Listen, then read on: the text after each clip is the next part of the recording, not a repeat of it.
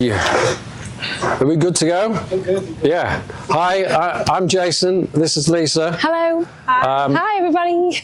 This is just a little bit of, well, our backstory, basically, of why we travelled or how we started. So in 2013, I came up with the idea that we wanted to travel around the world on a motorcycle. And I consulted the Hugh McGregor and Charlie Borman book of everything. And it was clear that we needed a big, heavy BMW to ride on. Obviously. So we bought GS's because that's the bike that you travel around the world on, and pretty much regretted it from the moment we set off.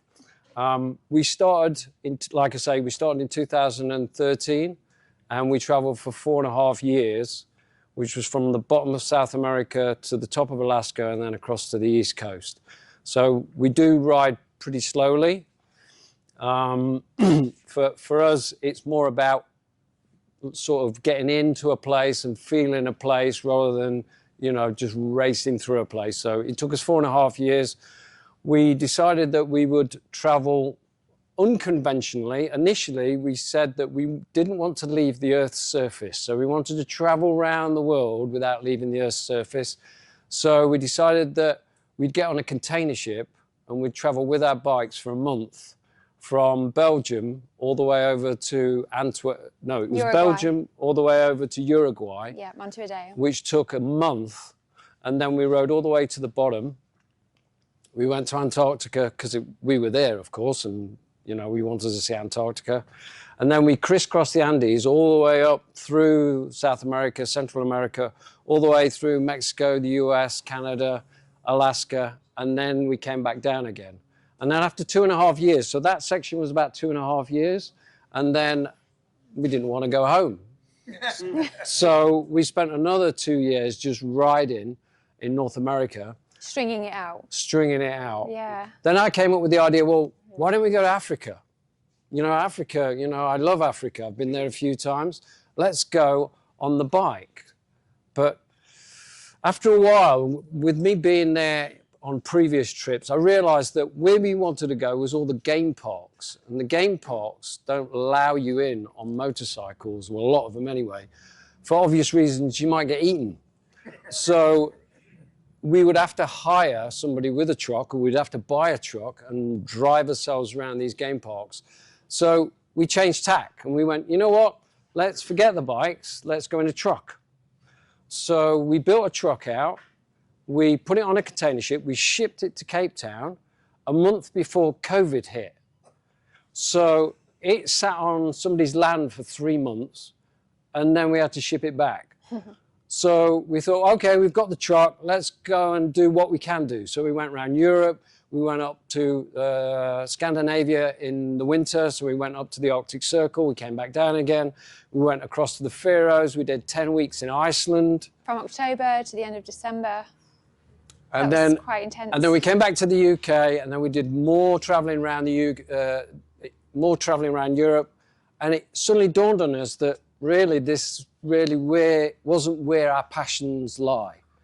Our passions lie in motorcycle travel, because in a truck, it feels more like you're sort of watching a movie, whereas on a bike, you're sort of in the movie.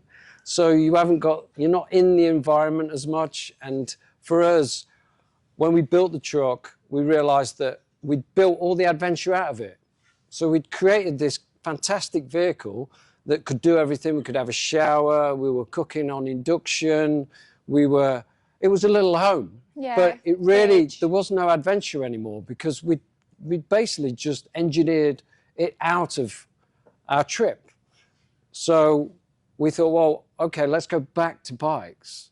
We should just go back to bikes. What we're passionate about is motorcycle travel. So that's really where we are now. We're here. We've learnt a few lessons along the way, and we've now decided to ride on these lighter KTM bikes, because in South America, we were riding these great tracks on these big, heavy bikes. We had no business being there on these bikes. We got ourselves into a whole heap of trouble. And so we thought, right, okay, we'll go back and we'll repeat the places that we couldn't do. but we're going to need to go on lighter bikes. So interestingly, a lot of people tonight have mentioned we're carrying quite a lot of gear. The bikes are quite heavy looking, you know, with what we've put on them. But to us, they're still like bicycles with a jet engine. And I just feel like, what are you guys all talking about? But for us, we feel like we've gone from the F800 GS650 dual sport category to go onto something like this, where I feel like I'm about half the body weight maybe of the bike. So my input now is so much more than it ever was on my last bike. It's a dream. It's so light, and you're never going to wish your bike was heavier ever, are you? So now that we're what we feel are on really light bikes, I really hope that's going to really pay some serious dividends for us when we actually get out of here. It's taken 2.5 months to get to this point where we we flew over to North Carolina, and we bought both our bikes from across the pond in the UK unseen, just through the fact that weighing up the cost of shipping the KTMs, which we could have bought in the UK, shipping them across per bike. It just didn't seem to make sense to spend that money when that money could just go towards buying the bikes we wanted, which were young. These are 2023s. And yeah, essentially get what we wanted here. So we managed to register the bikes, get them all titled in our names. It's actually quite straightforward when you know what process to go through. I've written a little article on, for foreigners who want to do that in the US, because it's not straightforward in every state, but I feel like in some states, like Arizona, Florida, and Virginia, it's actually straightforward. So that's what we did. These are the bikes, and then we met the bikes in North Carolina, did the build out there, and then pretty much via going to see friends in Alabama for Christmas, came here and hooked up with Mike. So it's just been about build out, break for Christmas, and we've come here, and that's been our trip so far. But we've got about 700 miles under our belts on these bikes when they weren't set up, and they were actually a bit nightmarish on the interstate, with all the heavies and all that awful traffic. So I wouldn't really recommend doing that. But there we go. The idea is to spend most of our time in the dirt on this trip, which is where we found our kind of interest lay anyway last time, was in the dirt rather than pavement. So I would say we're travellers first, motorcyclists second. We've always travelled. We actually met on a dive boat in Egypt in 2000.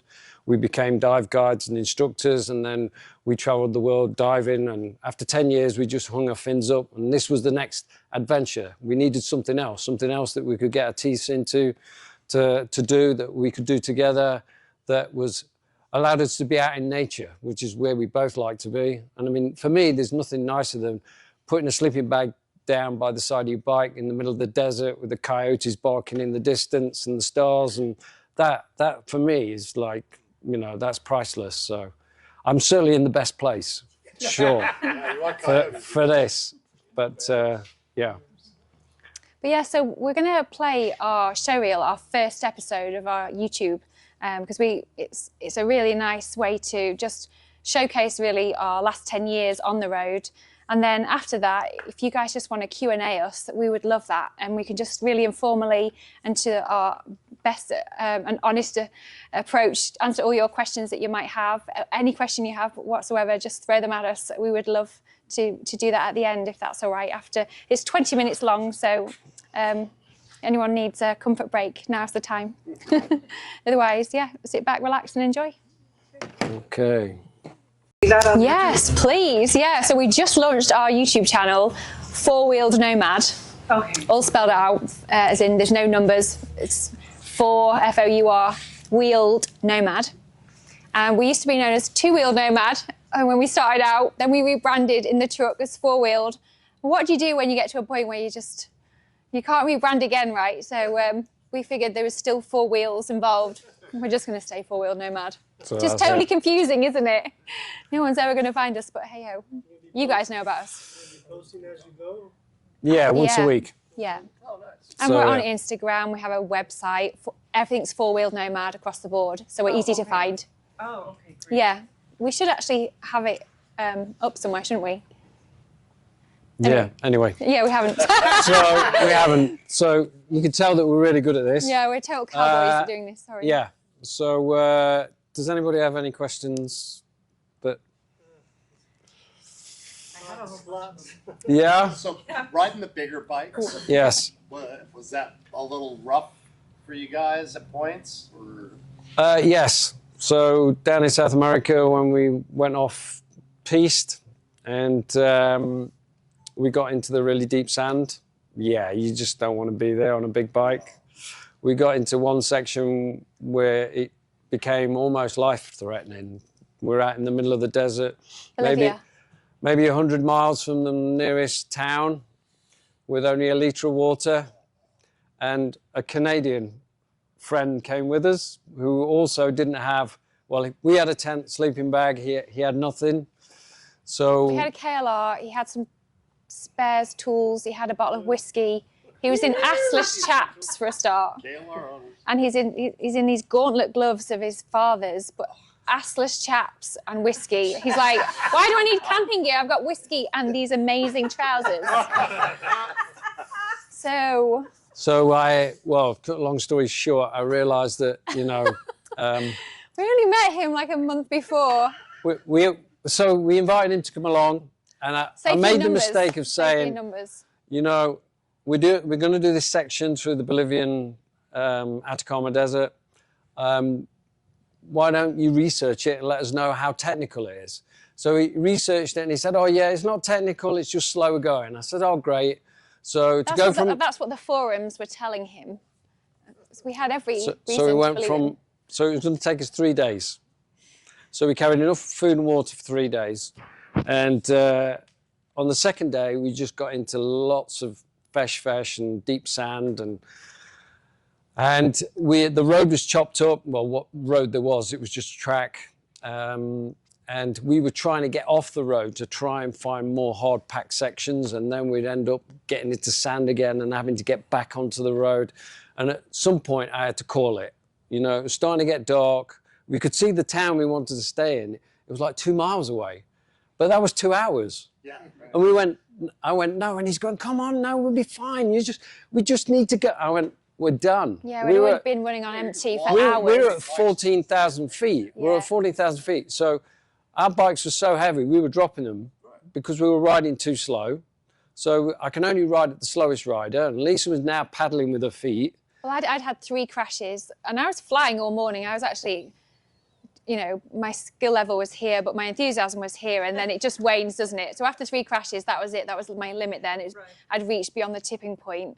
So then I just decided, well, the next crash is going to be a broken bone. I'm going to paddle from here on out, which meant that I was making our situation dangerous. And I was a complete liability then, paddling through sand when I should have just dug even deeper and carried on. But I don't know, I couldn't find it in me to do that.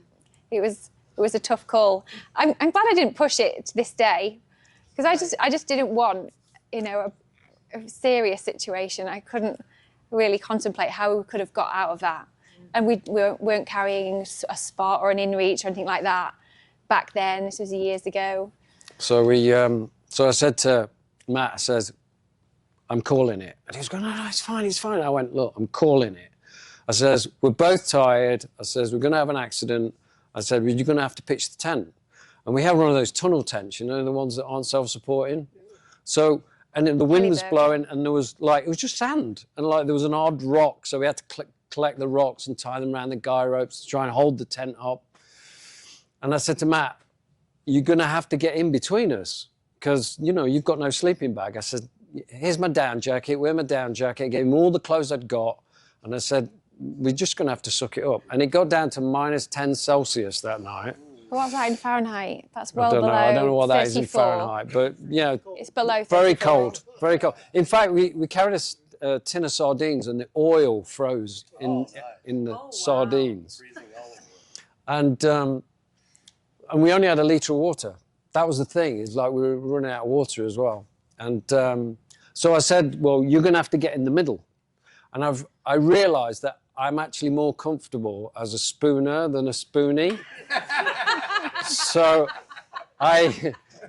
because I felt this arm coming over me, like in the middle of the night, because he was cold and he wanted the warmth, he wanted the body the body heat. So, Those are pillows. but Those are I've heard Canadians are like that. So anyway, There was nut to butt, there was butt to butt, there was nut to nut. Nut to nut is a no-no. But honestly, this guy who's freezing his backside off all night, so one point he was really all over me, and I'm like, it's fine, I'm sleeping, like, it's fine, really uncomfortable though. The next minute he was doing the same to Jace. It was, yeah. but we survived, and you know, it took us It was a another chilly night. it took us another 2 hours to do the 2 miles, and then after that, the track got more hard packed, and then we managed to get out of there. And I tell you, the beer we had in the bar, like in San Pedro de Atacama, was just Pisco sour. yeah. I kissed the tarmac when I got But the thing- 237 miles of hell. I kissed the tarmac when I got I mean, off the sand. I mean, it's so stressful at the time, but it's best one of the best memories, you know. But Another couple we knew had already been and done it, so we'd read about all of their experience doing the same route, the Lagunas. Is it Lagunas it's route? called the Lagunas route, and And they had a lovely time because they were on small dirt bikes. yeah. So and they were on 250s. They were on CRF 250s. Appropriate bikes for that terrain. And I read their blog, and it said, we went through this route, which was the same route we took.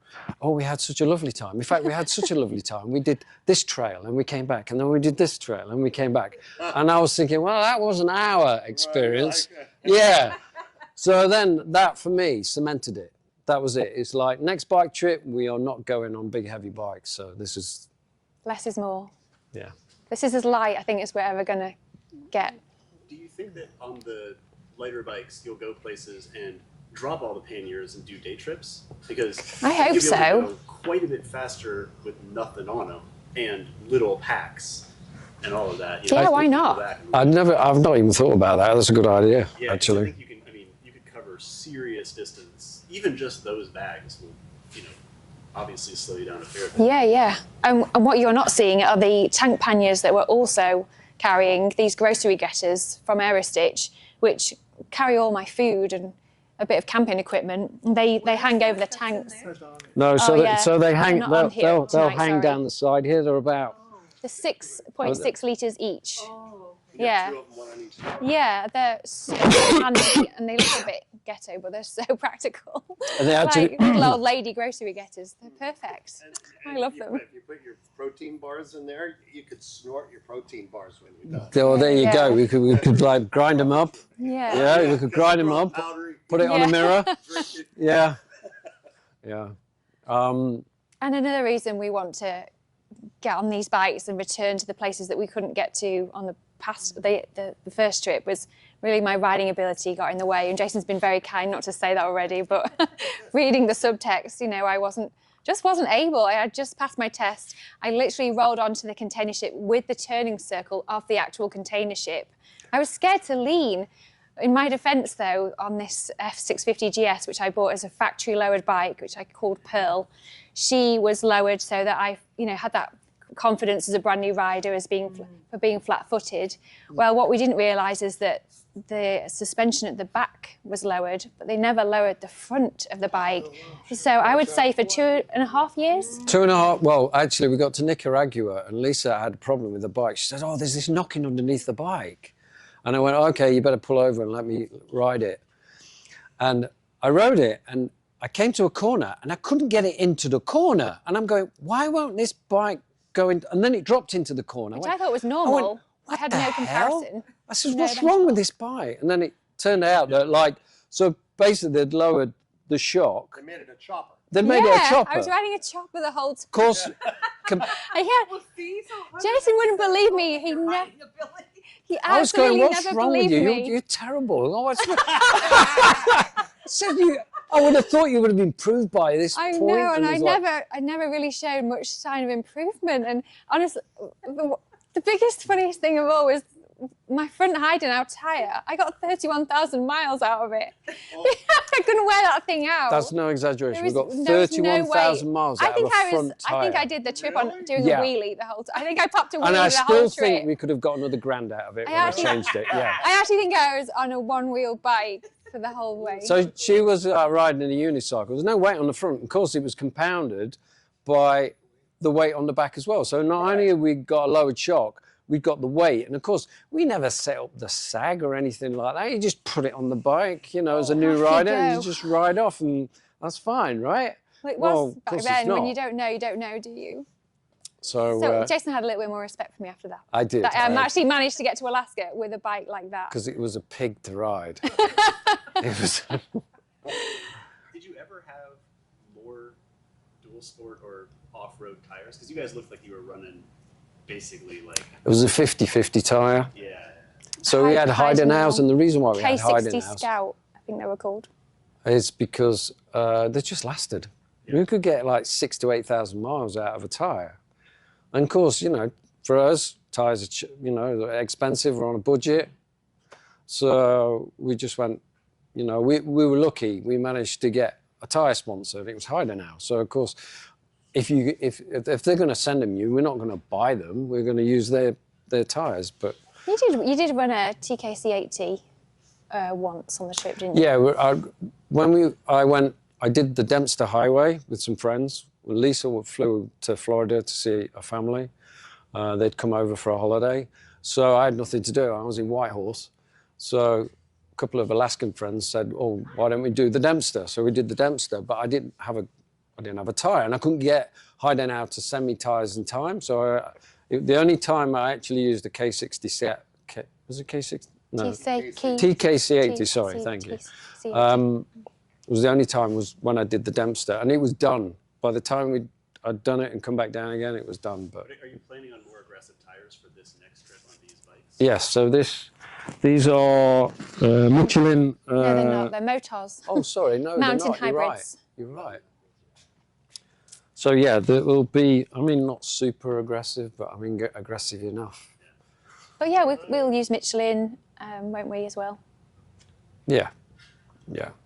So. And I mean, I think that'll... and a mousse. We're going to put a mousse in these tomorrow. Yeah. That's the last one of the last adjustments we need to make to the bikes before we It's what? putting a Michelin mousse inside them. Nice. How long does the moose last? Well, you need to ask either Travis, because Travis is going to laugh at me apparently for the first hour, and then he's going to help me tomorrow. Because I've never put mousses in before. I have no idea how to put them in. It's all about the Actually, I have a question around. Well, how long will they last? I mean, I they won't get that many miles, I think. I've got oh, sorry.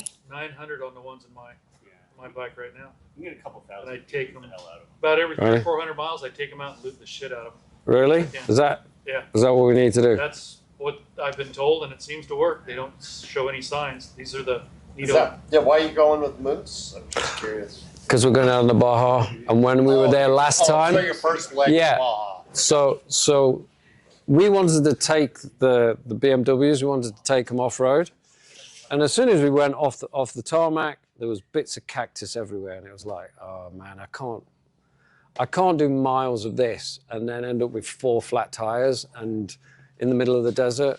So we did about a mile, turned around and came back, and I would have loved to have been able to just not worry about flats and just go and ride. So when you are riding with mousses, is it easy to ride in sand? Yes. Yeah. Is yeah, it? It doesn't really change. Can you air down?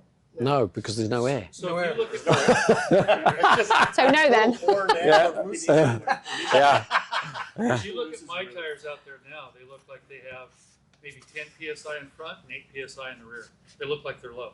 Oh, really? Oh yeah. Michelin mousses come hard, and they only have one flavor of them. And then Yeah. Nitro Mousse, they make a soft one and a hard one. So Right. you run the soft one in rocky enduros, and you run the hard one in the sand. Right, okay. So hard that a lot of the racers who are sponsored will drill them out. So they'll drill holes in the mousse. So it starts off feeling like 15 psi, and then over a few hundred miles it'll break down and it'll get softer, and it'll stay like 10 psi for 1,000 or 1,500 miles. And then eventually it'll die. And so some guys drill holes in them because they want it softer. So by the time we've ridden from here down to Mexico, they should have softened up a bit, maybe. No holes in them. Do you feel that's a good thing? Guys that put the holes in them. Yeah. You guys just want to leave this. You guys are doing. And it's quite straightforward to ride on sand with mousses in. Yeah, you probably won't notice the difference. Okay. Isn't it like the same pressure as airing down anyway? I think Mike said, what, 14 PSI, roughly, for a moose? Yeah. It changes over time, right? Like, all the little air bubbles break inside. Okay. It's soft. Okay. So you guys, can you stand up here and we'll sit down there? It's like not linear, right? It starts off. It's like the third tire that's perfect. Yeah, exactly. We're the audience. You're on the stage.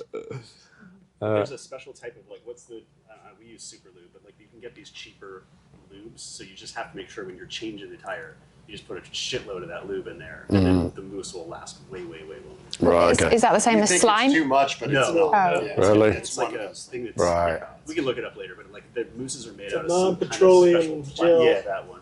Right, It's okay. silicone. Silicone, Gel. yeah. Is it? Silicone-based gel. Right, okay. Okay. Good Okay. stuff. Really slippery. It is. You guys doing them here? Sorry? Where are you putting them on? Tomorrow Yes, morning, yeah, tomorrow here. morning. Take a video. I want to watch that one. Okay. Really? Really? Everybody keeps laughing when they say it's your first time. Like, you know, If you're going to be here changing the tire, but you're like a moose virgin, you know? This is your first time. On it, on it. I got a missing fingernail from my first moose. Ow! If you watch That a sounds couple awful. YouTube videos, you'll breeze through it. My first time was easier than I thought. No, I'm gonna get the professionals to There you show go. that to do That's it. even better. But to do it yourself, I use that little blue thing I have in my garage, and a shitload of C clamps and a bunch of big. Yeah, it went on probably 12 minutes.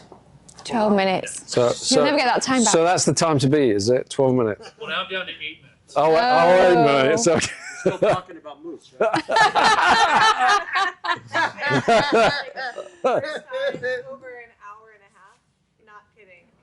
No joke. Well, Hour and a hand it half. off to you. You still did it.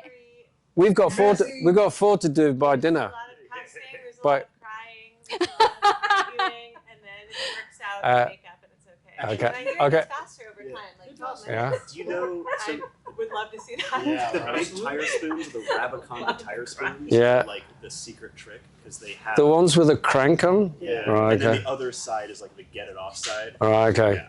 Yeah. Okay. Watch a Jimmy Lewis video of how he puts on his moose tubes. The guy's amazing. Really? Yeah. Also, the Rabaconda guy actually has a video which I watch. And Yeah. if you do exactly what he shows, he's like, yeah, he's like a Swedish guy or something. He's like, yeah, you put the tire here and then the tire. You do exactly what he does. Like he's all casual. If you do exactly what he does, it works great. Oh, Jimmy Like the does it on the, tattoo. Yeah, exactly. Yeah, You just right. like, whatever he's doing, yeah, you got to just. Jimmy does it on the floor good tip. with a few spoons. But Yeah, he your does, hands are yeah. so Real slimy, pros, and you yeah. can't hold anything. Yeah, you have to have to change out. I had a couple different pairs of gloves that I'd change out. I'd throw those off and put on dry ones. But after that, you lube the inside of the tire and not the tube. I learned that trick real quick. Yep. Because that's where it gets really ucky quick. Inside of the tire, not So you put all Inside the the tire, Really? not the tube. and then you Yeah. stick the moose in the tire dry. Oh, You gotta okay. lube the moose and then stick And it then, in. you Yeah. can't, then it's a slip. Then it's a. Then it gets Slip and slide. Dog Okay. in a bathtub. Okay. Duck in Okay. a bathtub. Yeah. I want to say a pig or something. pig, Yeah, a pig. baby pig. A baby oiled piglet. So I had a question. If you lube the tube and put it in there, it shaves it off. I have a Right. question. Can you tell us about your research process with figuring why that bike, why those choices? How did you come to the conclusion to build those bikes? Okay, so there's a guy that we met at a motorcycle event. Not Ewan or Charlie. In the UK, and it was a guy who was working for Taco Moto, you know, the people that make the bags, and he said, "Have you considered the 500?" Well, I'd not even considered a KTM. I was still wrestling with, I want to go light, but I want to be inspired to ride it. So I was looking at the CRF 250, and then they made a 300, and it was like I was watching every YouTube video, and they were going, "Yeah, it's a great bike, but it's very uninspiring." And it's like, oh man, I need a bike that I want to get on every morning, get excited about getting on it, but it's got to be light. And then this guy said, "Well, have you considered the 500?" But for my limited knowledge of KTMs, I don't want to touch KTM, they break, and there's loads of problems with them. And he said, no, he said, you should consider it. I said, what about the service intervals? I said, 600 miles. And he said, well, he'd spoken to a Dakar mechanic, And he'd said, yeah, if you're racing them, yeah, 600 miles or 10 hours or 10, 15 hours, yeah. But he said, you're not going to be racing them, so you can extend that service interval. So from then on, I thought, oh, right, that's a contender then, because the issue was always service intervals. Coming from bikes that only need a service interval every 6,000 miles, to go down to 600, it's like, that's not practical, because we can do 600 miles in 2 days. So after that, to a springboard from what you just said, I started coming across people, because you only want to really speak to people who have already done exactly what you intend to do, so that you're not going on, you know, armchair kind of naysayers and people with just, you know, an opinion. So then I found a guy on a Rolling Hobo website. Rolling Hobo, yeah. Rolling Hobo website. He has ridden his KTM 500 quite extensively. There was lots of intel to glean from him. Then there's Round the World Paul, and he is just a fountain of knowledge. This Jason Marcos fella that Jason was talking about, Ed March, people just kept saying good things about them consistently. Nice road manners, really light with, you know, that kind of like this whole bicycle with a jet engine type setup. People really didn't have anything bad to say about it. So time and again, I just thought, oh, well, maybe we should start test riding these bikes then. Because I really wanted to go on a 250, something like Steph Jevons' bike on a, you know, a Honda CFRL 250. But yeah, we started taking this collective information about all the positive things we kept hearing about these bikes. And one thing led to another, and yeah, we met Mike through this KTM world that we're now in. So Lisa went from a GS 650, an F650, and she basically destroyed it. I mean, it got to the point where by the time we got to Canada, it got cracks in the frame, subframe. I was constantly gluing the headlight in. It got more glue in it than the headlight. You know, the tail light was just, that was all tie wraps, and the thing was just... fork seals. Yeah, the thing was just falling apart. And then on Craigslist, which is a bit like eBay up in Canada, there was a DR650 that had already been partly adventurized, and they wanted 4,000 Canadian for it, and it'd done 3,000 miles, and it was a 2001, and they'd not changed the model in 25 years or something like that. And it already got some of the best parts on it anyway. And I went, that's a steel lease. We should look at that. So we went and looked at it, and I went, yeah, that's what you need. You need that bike. So then it was sort of, it went from a purely dual sport bike to something that was more close to a dirt bike.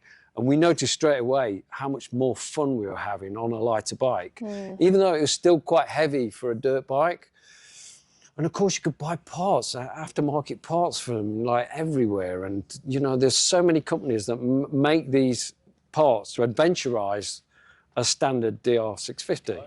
So that's what we did. So we adventurized this DR, and then we did another year and a half on the DR650. But you were still on the 800, the F800 GS. And then that was before we left, I was convinced we were going to buy 2 Suzuki DR650s and adventurize them. But when I factored in how much it would cost to change the suspension, bigger tank, open up the, you know, the airbox, change the exhaust, digital display, screen, better wheels, you were looking at another $3,000 to $4,000. Well, that's what you got there straight out of the box. So I just went, well, all right, if I can get past the service intervals, that's the better bike. So that's the reason why we're... And nowhere near the weight of a DR. No, it's 100 pounds lighter. Yeah. Carrying the same luggage now as you used to? No, I'm carrying less. So you've shrunk your... Yeah, I have learned as well, my lesson as well. And make Did up... you shorten this bike? Pardon? Did you shorten this bike? The suspension? I had, I was in deliberation about that for quite some time and chatted at length with Mike and Ryan, the suspension guy, resident suspension expert here. And after talking to them both at length, they said, well, you're going to obviously alter the travel, you're going to alter your ground clearance. If you can manage, once you're up on your pegs, you're not going to alter the geometry of your bike if you can get used to standard height bike. So what these guys can still do for me is put a low seat on. They can, raise the forks a little bit and put very little preload on the Shock. Well done. And then make those alterations instead of lowering the suspension. So I haven't. And I took it out for a test ride the other day in the loose stuff and bloody loved it. Yeah, it was amazing. The bike did all the work for me. I was just tagging along. It really didn't acknowledge me at all. It just wanted to go and I was just happy. It was incredible. I was so euphoric on this bike. And the fact that it is a tall bike, it doesn't really matter when you're up on the pegs. It doesn't. When I'm stopping and starting, it does a bit more because I've got 28 inches of inseam and I'm 5'5", so I'm not tall and I'm not short. I'm somewhere in between.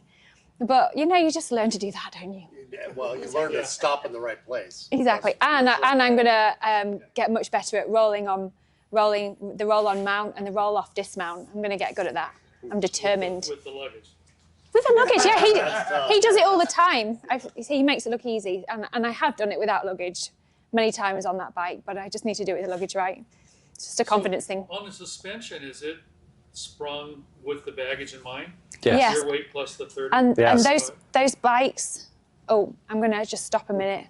No, you're right, yeah. Yeah. And these bikes came in to this workshop as twins, and now they're like night and day. Absolutely. Because Jason's suspension has been totally tuned for him, his weight and his riding style and the weight he's hauling, and mine's been tuned completely differently for me, because I'm a totally different rider, lacking in DNA, you know, Dakar DNA, and this one isn't, so, you know, they've accounted for that beautifully for me. Yeah, I'm thrilled. So we can't wait to actually get them into. I mean, we've been out a couple of days ago into the desert and we loved it, but we've not really done that much yet. No, so we haven't. Can't We wait are to... right at the start, really. And we've had, we've had a 5-year gap, so it will take me a while to warm up. But I was warming up the other day, and I just came back with a Cheshire grin, like smiling from ear to ear. I was just a bit euphoric about it all, really. Yeah. Do that Do you make a schedule for mileage each day, or do you just kind of wing? Well, I think we've both discovered very quickly that we don't want to do more than 200 miles on the highway, at least. Yeah. So we built these bikes out in North Carolina, and the idea was we were going to ride them all the way across here. There's something like we rode 2,225 miles. Yeah. Cross country. Yeah. So then we were going to meet Mike in the middle of December. That date got pushed back, so now we had 2 weeks to kill. So we had friends down in Alabama. So we said, all right, we'll go through the Smoky Mountains and then we'll go back down. We'll go down into Alabama, and that's about 700 miles. So after 3.5 days of riding 200 miles a day, it was like, that was it. I was done. And some of the interstate that we did as well, with the big trucks on these little Yikes. bikes, and you feel intimidated by these great big... It's not fun, is it? And I just thought, I've got to do 10 days. So it's like 2,000 Although miles we have from got these Alabama to air here. cushions. Got an air cushion. So 11 days of interstate all the way across, and of course to get to the good stuff, because I mean, let's be honest, like the best riding is over on the west. In our opinion. So In I case just anybody's went, from the east and loves riding on the east. I went, no. I said, we put them in a truck and we're just going to truck them across. Then we got accused online of being American. Now you guys are getting it. Because it, You spent 2 years riding around North America previously. Yeah. I feel like you probably have a much greater understanding of the U.S. than almost anybody who was born here. that was the plan. So which is the most interesting way to go? Well, all right, we'll go through South Dakota because I want to see Badlands, or we'll go up through the Great Lakes and then we'll go into Canada that way, which is what we did. But nothing on the east side or the south. So, I mean, the US should really be not one country. 50 countries. It shouldn't be one country because attitudes and just... Let's not go there. Yeah. Oh, it's very different, right? From different Texas and California. Mention religion and politics. Yeah, exactly. So, yeah, let's yeah, But so stay where were there. those, so out west, where were those 2 years? Like just roughly, months or, I mean, again, 2 years to me just sounds like an enormous amount of time. I'm kind of like, So so we rode up through, like I say, South America, Central America, North America. Went up through Mexico, across to Baja in September. And actually we didn't like the Baja in September. It's hot. Oh yeah. I remember getting off the ferry from Mazatlan to La Paz, and it was late and we needed to camp. So we went to this RV park because there was nowhere else. It was just late. So we pitched the tent, and I remember getting in the tent, lying there, and I'm naked. All right, and there's Sorry, like fellas. sweat, like gentle rain, like pouring through my hair. And every hour I would go to the toilet block to try and cool down in tepid shower water, and then get back in the tent. Yeah, but you kind of always left a sweat-shaped Jason. Yeah, so basically whenever it you looked got like off your a mat. crime scene, like a sweat-shaped body on my sleeping mat. Same and it for was me. like, I said to Lisa, I hate this. I need to get out of Baja. This is just too hot. So we went through Baja really quickly, hung out in Arizona for a bit. Please, can I just stop you there? We were also in really thick 3-season rucker suits with hardly any ventilation. They were black. So this time around, we've got really well vented riding gear. Yeah. We're going to ditch and roll up the jackets, our proper jackets, in favour of motocross chest, armour, skin armour, with just a jersey on top. So this Whereas we time had around, textiles before. yeah, Quite as Yeah. much. yeah, Mm. it should be quite nice this time. We won't be in ruckers this time. So we hung out But they were in amazing in Patagonia when it was cold. Arizona for a while. We flew home because we had not been home for 2 years at that point. And we stayed with a friend who ran a magazine in Arizona. And he said, why don't you go down to the Baja? Because it was January. And we didn't realise that, because in the UK it's fairly flat. So you know that the north is cold and the south is warmer. And I sort of, my ignorance was that, that was how it worked in the US. Like, that like if you go north, it's cold, and if you go south, it gets warmer. And of course, we couldn't go in winter. We couldn't go up into Colorado. We couldn't go anywhere mountainous. So we were stuck in this bottom left-hand corner of the US. Mm. So we were waiting for the weather to turn so we could carry on riding up. And our friend said, why don't you go down to the Baja? The friend, by the way, was Scott Brady at Overland Journal. And We took some advice from him. yeah, so we headed south. We headed back to the Baja because he said, look, the whales are there. You got something to see, and I said, yeah, but it's so hot. And he went, not in January. January's fine. So we went down there, and of course it was beautiful, and it was lovely. So we had a completely different experience. And then after that, we headed north. We went crisscrossed the west side of the US, doing as many trails as we could. We went up into Canada, did the Cassiar Highway all the way up into Alaska, went all the way to Prudhoe Bay, and then we came back down again, went and did the Inside Passage. We went to Skagway, and then went down through to Juneau, hung out in Juneau for a while. Saw the ice cave. That was Yeah. Mendenhall Glacier ice Yeah. cave. And then from there, we went back into the US, and then we went across, like I say, South Dakota up into the Great Lakes and that way. So I But think, we spent 6 months in Alberta, didn't we? oh yeah, forgot about that. So we spent 6 months, because I wanted to experience a Canadian winter. So of course, once the snow's come, we're not going anywhere. Not a BC winter, like a proper Albertan winter. So, minus 30, minus 40. But we're in Celsius again, so actually probably evens out about that point, doesn't it? So we hung out for 6 months. With this British family who'd But, moved just over there. Not on bikes and not No, Yeah, but no. the whole winter we just spent sat on our bikes in this guy's garage, heated garage, having not margaritas but garageritas. And we just talked about bikes the whole time. This guy spent the whole winter trying to teach me what each individual component was called and what it did. So I was like, yeah, game on. Let's learn about that. It's about time. I knew what goes where. So It was yeah, a fun winter. So we spent 6 months doing that. Then we went back up into Alaska for the second year, hung out for another 4 months, back into Canada, back into the US, and that's when we went across. And so was it 75? Between 75 and 80,000 miles we did in total. It was I can't about remember. 80. It was 80, yeah. Was it? So that was 21, kilometers? 21 miles, countries. 80,000 miles. 21 countries. So we did a lot of 2.5 sort of up and continents. down. I mean, when we were in South America, we went halfway up South America, met Matt, went all the way down to Ushuaia again. He was from Alberta. And then we went back up again.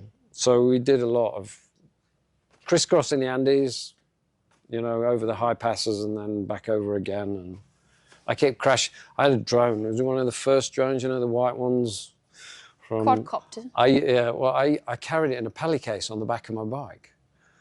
And it was a pain in the ass to carry. But you know what? At the time, when you got the footage, it was like, then, because of course nobody was carrying drones, you know, and to see you on a bike from an aerial perspective was just magical. Yeah, so it was just like, it was great to just take all this footage, but just carrying it was a pain.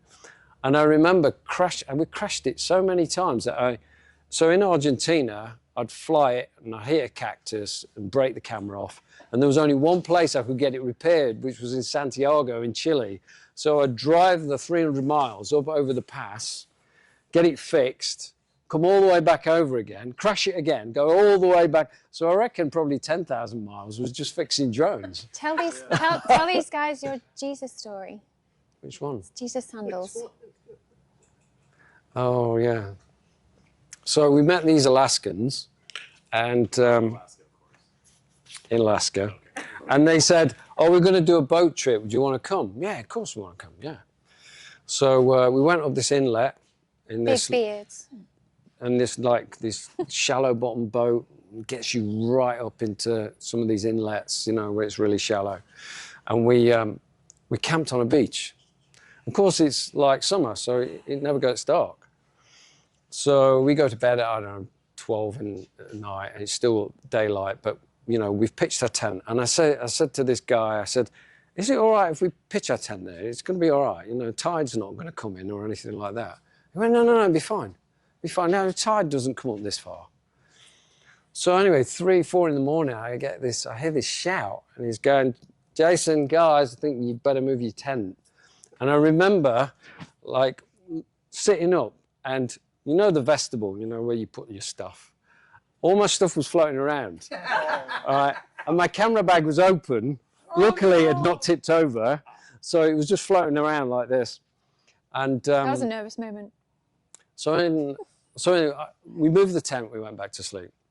Turns out that all our food had floated off as well. So this big cooler with all the food, the bacon and the eggs and everything else, that had floated away. And my flip-flops had floated away. His Jesus sandals, flip-flops. And so the guys... You crashed your drone there. Yes, I crashed my drone. People were less concerned about that and more concerned that they weren't going to get a bacon and egg butty the following morning. Sandwich butty. So the guy said, okay, we're going to have to go and try and find the cooler. So The bacon and egg. So we got in the boat, we went a mile upriver, and this cooler is just floating around in the middle of this inlet. Okay. So the relief was palpable in our group. So we pull it, and of course it's not tipped over because all the weight was at the bottom. So we dragged it into the boat, we went back, started making breakfast, and I'm eating my... egg. It was an egg sandwich, whatever it was. You were a vegetarian. And I went, what are those out there? And I could see something floating on the surface, and my flip-flops had floated past. So the tide had changed. They'd come past. As a pair, we went out to collect them, and I didn't even pick them up. I just hooked my toes into them like this. From the boat? From the boat. They weren't even wet on the top of They them. weren't even wet. Oh my God. This is what God intended. Yeah. Oh my God. I know. Hey, thanks a lot, guys. That was really cool. No, thank you. Good Thanks, luck. thanks for Thank coming. you. All right, Thank you. thank So you. really lovely to Thank meet you. you. Good luck Nice to you Thank guys. you. Absolute pleasure. Bye. Bye. Safe travels. Yeah, thank you. I'm gonna look you guys up. Thank you. Bye. Bye. Yes. You mentioned carrying camera equipment. What do you carry that in as far as on a motorcycle? Like, does the vibration mess with it, or is there any? The jury's out on that one. We'll have to see. I've not had a camera get destroyed on a bike. I've heard people who've had issues with cameras because of the vibration. Yeah. I'm hoping that that's not going to happen to me, but I've had a camera for the 4.5 years on our bike trip and I didn't have a problem. Laptop was fine. Yeah. It was... Sony A1. He's got. So basically, it's all my kit is in there, which is the worst place to have it, but it's the only place I can keep it in case it goes over. Because obviously I don't want it on the sides in case it goes over. So my laptop, camera, drone, everything is in there. It's really heavy though, your tech, I feel. Really heavy. Yeah, it's heavier than I want it to be. It's probably, I don't know, about 20 pounds. Yeah. I've only got a laptop and a phone, a MacBook Air, so that's not too bad. But he's got a MacBook Pro, which is like a brick. Yeah. But What are you gonna miss most about the F800? Well, you know when I said you never wish you had a lighter, heavier bike. sorry, you never wish you got, a heavier bike. There was one time when I do wish I had a heavier bike, is when we had the Patagonian winds that blow you. Got like, That's they're a good just point, actually. prevailing winds Yeah, that just that's go whip the around only the world, exception. around the Big globe. rig. Yeah. Big rig and a Um, windy. They sort of sucked me towards it when they went past me on Router 40 and Router 3. So I learned to Crap at grunt. you, right? You get hit with that wind, and you're like, I Yeah, learned to grunt like a professional tennis player just to find the grit to get myself out of that. Because of course, when you've got these prevailing winds and the truck breaks the wind, Right. so all of a sudden you're compensating, right. You don't and then when realize it you've been leading and then when up you for 200 pass, miles. Yeah, yeah. it's full on again. So then you have to remember to compensate again. We've been blown off the road before on a bend. Quite a few times. But, when there's no barrier and you're in South America, I feel like I've spent all my 9 lives, but they've refreshed. I'm back to 9 again. Yeah. I had a 5-year gap. Yeah. I spent every one of them. But that's the only time I wished I had a heavy bike. But then, I mean, when you're on the dirt, you're not really in those conditions anyway. So we're going to try and spend as You can much spend time. more of your time on the dirt Yeah. if you can. Yeah, but How are you? What are you guys using for GPS stuff? Or how are you going to try and plan certain routes to where you're going to camp? Yeah, so maybe I use 100 a- miles a day or 200 miles. A day. yeah. So there's a website called gpx.studio, and it's free, and you can map the entire. Well, you can pick a trail. It will make you the GPX file, and you can just load it straight into this unit here that I've got on here, which is these tablets, these large. I don't know if I can take this one. Oh yeah, I can take this one off. So the one thing I liked about this was its size. It's just like an Android device, so I can put apps on it. I can even watch YouTube while I'm riding. It's just an Android tablet, yeah. But it comes with it comes with an app, but not only does it display your speed and like all the Performance metrics. and all the metrics for navigation, but you can use it as a road book or Spotify, Facebook, Messenger, WhatsApp. So- It's called It's a company called Carpitter, and they're based in the Czech Republic. let's see if I can get it. I don't know what to call it. What is it like? The main interface. That's the word I'm looking for. So the main interface is this. So obviously you've got your speed. You can change these attributes. So you can change the widgets. Yeah, you can change the widgets around. You can also. So you've got a navigation screen. You've also got a road book if you need it. It's DMD, yeah. So you're familiar with it. Only like 3 days ago I found it. And I was just Right. So the one thing that I would like to get for this is the OBD. The actual unit that connects into the bike itself, so you can get all the matrix off the bike. And then of course you've got all those apps like any, you know, device, you know. Oh, so you just need the Bluetooth ODB thing, right? Yeah, yeah. It's a friggin', I got them on Amazon, don't they? Yeah. Yeah, you can have it here tomorrow by 10 a.m. So with that, Before your mousses are done. I prefer my mousse well done. so with that, we've got on the handlebars, there's 2 sets of 4 buttons, vertical buttons, and you can then just operate your map going up, down, side to side, zoom in, zoom out with these buttons.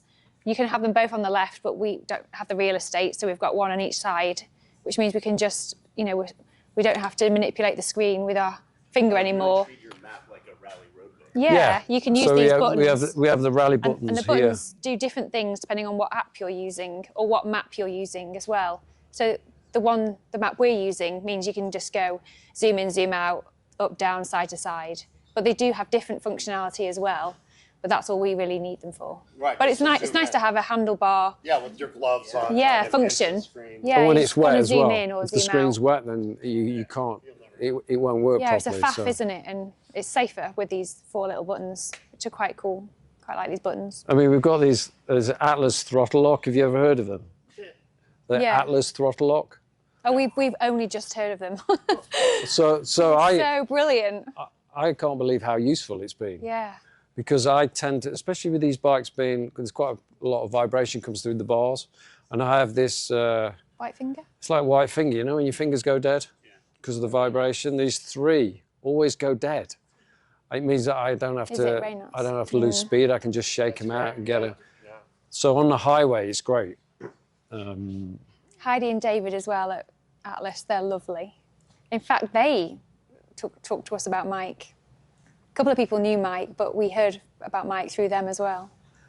They're all in camaraderie there. Nice. Anything else you wanted to know about? Totally randomly, what are the pants that you guys are wearing? I don't know that brand. Oh, this is Revolution Race, and they're made in Sweden, and they're supposed to be a bit like Fjällräven, which is another strong Swedish brand for hiking gear. They're just hiking pants. Yeah, I like that. Oh, thank you. Yeah, Revolution Race. You can get them here in the US, but it's all mail order. Yeah. So. So in the video, I saw one thing I was thinking of, which is, I'm a pretty shite cook at home, but like, how are you guys cooking on the road and actually keeping it interesting and tasty? Oh. Or are you not? Well, yeah, we're eating really simply, and we've got 2 ceramic coated MSR pans, and we've got 3 means of cooking. We've just got a little teeny tiny gas stove, which is a mini thing like this, which we just screw onto a gas canister. We've got the beer can stove, and then we've got a solo stove. So with those 2 pans and those 3 little means of heating, it's almost like a 1-pot meal. You know, we can do pasta or rice, or pasta or rice. Pesto, you know, some beans or some chili sauce, and of course he's vegetarian as well, so that's hugely limiting. But there's green taco sauce, which I just discovered. Oh, that's... It's just less hot, isn't it? It doesn't blow your head off like the red one does. So I'll be... Yeah, green ones can be... Oh, really? You're looking for tomatillo. Oh, okay, maybe I won't buy that then. Right. So I don't really, don't have any... We ate a lot Good of recipes. Mexican food because it was so cheap. Yeah. And I'm a vegetarian, so like I had to be careful what I ate. Turns out that refried beans is cooked in lard. Oh, yeah. That's really good. Yeah. Yeah, that's why they taste so good, right? Yeah. Yeah, I found out after like 2 months of eating refried beans. What was the downside to that? Well, I had to give them up. Yeah. But in Argentina, Jason he was still eating meat. So we had meat and Malbec, I would say, every day for 9 months. We put on so much weight, but it was so fantastic. Asado after asado. And, you know, used to get invited sometimes to just parties with Argentinians, and it would just be different cuts of the cow all night. I'm like, where's the vegetables? Where's the pasta? Where's the salad? They're like, oh, we don't do that here. We just do different cuts of the cow. And then once all the cow has been consumed, they bring out the lamb, the Cordero, and that is next level, out of this world. The lamb is out of this world. They got a saying out here in the desert, the West wasn't won on salad. No, I can believe that. But we actually have a budget per day, per week, and we couldn't spend our budget in Argentina. So we lived like kings when we were there. It was amazing. But I was a vegan before I left. We both were for a year. And I skipped the try it out. vegetarian bit. I had to go straight back to eating meat because I would have starved. In Argentina, they don't know what a vegetarian is for a start. You can say it in Spanish. And like vegetables is something you have on the side with the meat. So if you asked for just the side, they just look at you like, loco, So saying you're vegetarian in Argentina means that on your plate you will get chicken and or squares of ham. And sometimes you get both, So I asked for, I'm like, ham and chicken, that's meat. And they're like, no, it's not. What are you saying that for? Like looking at you like you're a bit stupid. It's not beef and it's not... Yeah, it's not red meat. So we lived on chicken because it was cheap, just chicken and chips. And we were told to be wary about how long the rice has been sitting in somebody's pans through, say, Chile. So we just lived on, chicken and fries. I only got food poisoning once, and that was in Peru. And actually, a few people we know, their only time they got sick all the way through the Americas seems to be Peru, but... That didn't end well for you because you fell off a mountain. No, yeah. So, you've heard of Machu Picchu. Yeah. So I was really sick, and because we're on a budget, we didn't take the train to the start and climb up. We walked the tracks. So I'm diving into the bushes, and it's coming out of both ends, and I'm feeling pretty weak. We get up to the top of Machu Picchu, and there's a mountain called Huayna Picchu, and they only allow 400 people a day to go and climb this mountain. It's really steep. And it's like a series of switchbacks all the way up, but some sections of it's quite precarious, it's just straight off the edge. And I lost my footing, and I went through the bit between the switchbacks is like all wooded, it's all forested. So for me, it felt like a scene from Indiana Jones. I'm sliding feet first, and I can't stop myself, and I'm trying to grab for vegetation, and I'm not slowing down. And I start to turn. I can feel myself starting to spin, and I'm trying to keep my feet down because I know I don't want to hit anything in my side, or I turn around and I'm going head first. And as I'm sliding through, and I must have slid for about 50, 60 feet, I can start to see people looking up because there's this bush doing this as I'm coming through. And luckily, I end up slamming into the path below. Landing on your feet. If I'd have done it a few switchbacks further down, I would have probably gone off the cliff. So I slammed into the path, and I'm trying to compose myself. So I'm crouched down, I'm cut up, I'm covered in dirt, I'm hot, I'm sweaty. A bit shaken up. I'm a bit shaken up. So I crouch down, and this guy just empties his water all over my head like this. And I understood, his intention, but now not only am I cut up, like covered in soil, I'm now soaking wet as well. He must have thought, oh, this guy must be hot. He's come through the trees. But Water you like a plant. That was the only time that I got sick. Luckily, it didn't end too drastically. And we never had any serious offies where we injured ourselves or needed help. I had loads of slow speed offies. They weren't really crashes because I was going too slowly. More tippies. Yeah. Just losing the will to live and just giving up. Do you carry a sat phone now? We've just bought a Garmin InReach. Okay. Yeah. We should have really had one on the last trip, but it was always about the money. But then how much, what do you put, how do you put a price on your own life? So, and I knew that we'd be going more remote on this trip, so yeah.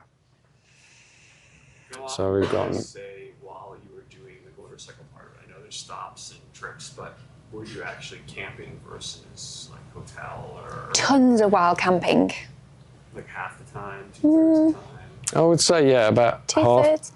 About I would say about half, because in South America accommodation is so cheap. There's these places down in the bottom half of South America, like in Chile and Argentina, called hospedakis. So people just open up their house, and you pay, I don't know, $5 to stay in somebody's house, and they'll feed you in the evening. So you sit around the table and you eat with them, total strangers. It's usually just a little old couple. And they've got 3 maybe single creaky wooden beds upstairs. They maybe have 6 blankets, and the heating from downstairs has to just hopefully dissipate and warm up upstairs. And then you're kind of underneath all these blankets. You can't move all night, but you're nice and warm. And you have to, after a really good hearty stew that they prepared for you. And it's cheap as chips to do it that way. And of course, we were riding through what felt like we were following the fall for months and months and months. So we were cold, and we'd had enough at the end of each ride day because it'd been stunning colours, but also really quite cold. So to stay in these little places and warm up was a no-brainer. And then once we got into warmer climates, I really didn't like throwing the tent on the ground. I just love throwing the sleeping bags on the ground. It's much nicer. It's less clammy, I think, sleeping outside than climbing into a tent. It's less sort of. Yeah. Yeah. And you just, it's just nicer to be sleeping. Place buggy yet where that's been a pain in the ass. Yeah. Oh well, yeah. Well, I've been bitten by a few things. Got bitten by a coyote on the Baja while I was asleep because he thought my toes were a mouse and bit my toes while I was asleep. But love wild camping. Do you call it boondocking? Yeah, boondocking. Is that even when you're just sleeping outside? Outside. Yeah, we were doing that. We boondocked a lot. Nice. But yeah. Question: how do you all budget for these types of trips? Like, obviously, every country has a different cost of living, and the cheaper countries you can stay a lot longer. So our budget was $50 a day, and so that was food, fuel, and accommodation for both of us. So a full tank of fuel for both bikes, and sometimes we didn't even spend that. So all the way through South and Central America and Mexico, it was fine. As soon as we got across the border, you can't even get a motel for $50, you know? Yeah, so it's about the cost of a campsite, isn't it? Yeah. We even thought about food. Yeah. So luckily, people were following us on Facebook, and they said, you know, if you're coming past, you've got a place to stay. If you need to do some laundry and you need a shower. Yeah. So we were like a pinball machine going up through the US, like ding, ding, ding, ding, ding, ding, you know, just, Very grateful for that. Very grateful, because we knew that was going to be expensive. So that helped offset that cost. And we do write for loads of magazines, you know, motorcycle travel magazines. We did the same when we're in the truck. We do the same when we're on foot. And so that just helps, doesn't it, supplement. We'll never retire on that money, but it really does help just augment the kind of passive income that we have. We actually have a couple of properties in the UK, so we rent those out. So we feel like we are, we're not homeless, we're houseless. You know, home is where you kick the side stands down. However, yeah, we've got property, we just choose not to live in it. I mean, we don't, well, at least we'll say we're not wealthy. So we have... I'd say we're time rich. Our passive income is about $1,350 a month. So what we try to do is like the everyday costs, like I say, food, fuel and accommodation. If we can try and make that work, then we're not spending our savings. But obviously the nice things like going to Antarctica. So we started off with about $20,000 each. By the time we got to the US, we were down to about $7,000. And that was, well, we spent 21 months in South America. And then we spent a further 5 months because of breakdowns through in Central America. So what we're looking at, we're looking at over 2 years, nearly two and a half years before we got into the US. Well, thanks, guys. Yeah. Thanks. Good luck to you. Thanks for coming to listen. Thank you. Safe out there. So much. Thank you, buddy. Appreciate it. See you, man. Yeah, thank you. I wish I had the Yeah. funds to do that. Thank you, Daniel. No idea you guys are going to be Oh, well, here. so- couple You know, they say Yeah, the really hardest impromptu, decision wasn't is it? the hardest part is making Brilliant. the decision to go. Yeah, no, we learned tons of you, so thank you. Decision Yeah, I've got your name, Right. and we'll be in your backyard on the flapper with a hammock out before you know it. Hey. You guys, I had a question, but it already got answered. But Yeah. I'm gonna run out of my car really quickly. But we wanted to look at your rear tires as well. Sure. You're curious. Yeah. Yeah.